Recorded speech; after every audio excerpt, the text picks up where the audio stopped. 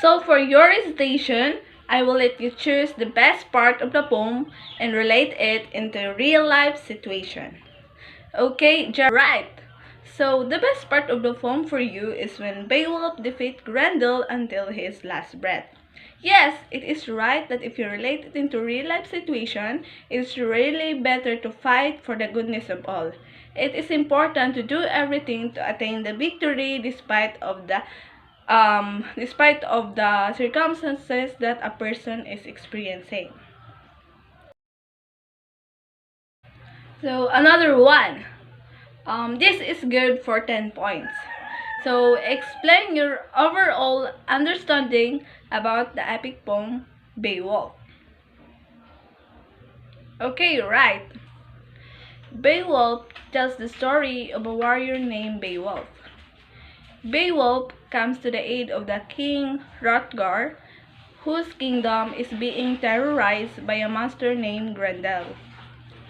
The courageous Beowulf uses his epic strength to kill Grendel and then slays Grendel's vengeful mother before returning home to Kitland.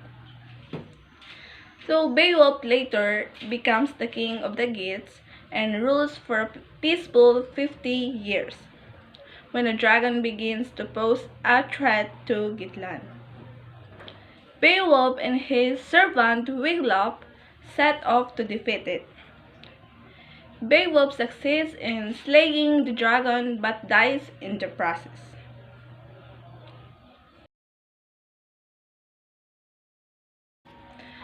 So what good moral you got from the lesson? Yes, Tina. So Beowulf teaches moral lessons about self-sacrifice for the good of mankind as well as being courageous enough to face our fears.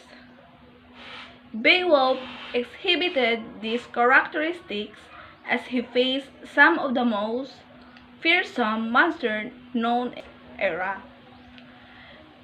True strength and sheer will the titular character battle monster and sacrifice his life for the good of his people. Beowulf also teaches us to be loyal to our family, friends, work, bosses, etc. as he displayed towards his own king and the kings of the Danes. The poem also teaches the harsh effects of moral vices on individuals and societies. For instance, Beowulf is accused of being greedy and a glory hunter, which ultimately caused his death in the end. So the poem illustrates how the greed for wealth develops until it engulfs the whole being. The epic poem, Through the Life of Beowulf, warns of the dangers of glory hunting and greed. Many features of the poem are relatable to modern society, and one can confidently say that those features were handed down from that generation. For example, kings built large entertainment halls where drinks were served and people reveled into the night.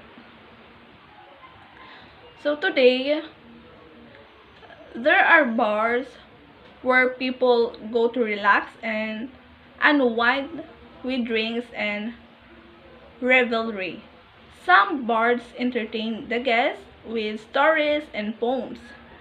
The modern world has theaters and concerts for entertainment.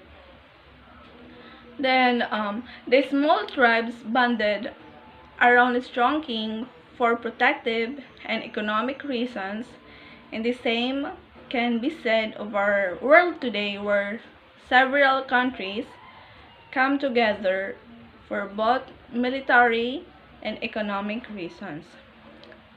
When Hrothgar and his people were plagued by the monster Grendel and later his mother, Beowulf came to their help, which is a common phenomenon in our modern world.